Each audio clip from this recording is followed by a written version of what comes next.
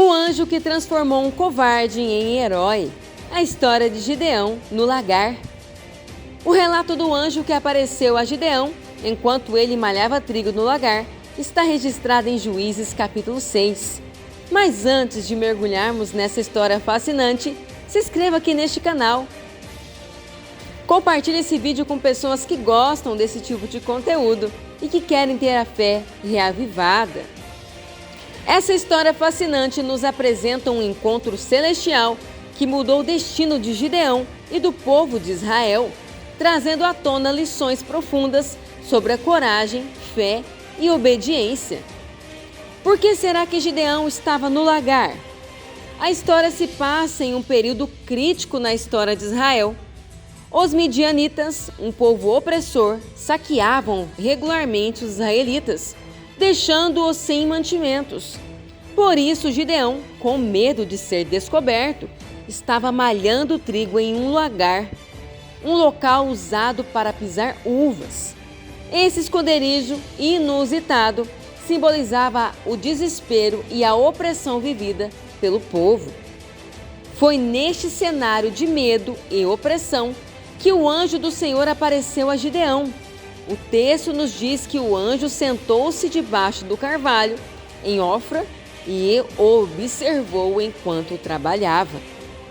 Gideão, provavelmente tomado pela desconfiança e preocupação, não percebeu imediatamente quem estava diante dele. Mas você já parou para pensar como era o anjo que apareceu a Gideão? O relato bíblico não descreve diretamente a aparência do anjo, mas seu comportamento e palavras sugerem que ele tinha uma presença marcante e, ao mesmo tempo, humilde.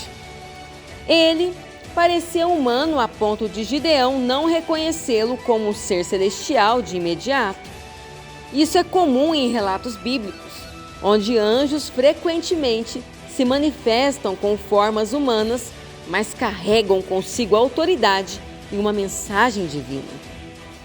Quando o anjo se dirige a Gideão, suas palavras são impactantes. O Senhor é contigo, homem valente.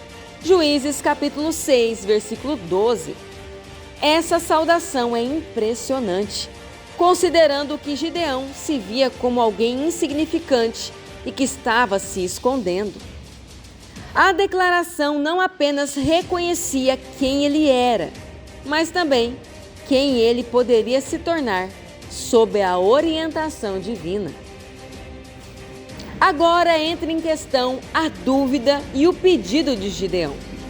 Inicialmente, Gideão não acreditou nas palavras do anjo. Ele questionou e disse: "Se o Senhor é conosco, por que tudo isso nos aconteceu?" Juízes capítulo 6, versículo 13. Essa dúvida é compreensível, dado o sofrimento contínuo de Israel. Porém, o anjo assegurou que Gideão tinha sido escolhido por Deus para libertar o povo da opressão medianita. Mesmo assim, Gideão ainda estava hesitante. Ele pediu um sinal para ter certeza de que o mensageiro realmente vinha de Deus. O anjo instruiu Gideão a preparar uma oferta com carne, pão e caldo. E ao tocá-la com o cajado, fogo saiu da rocha e consumiu a oferta.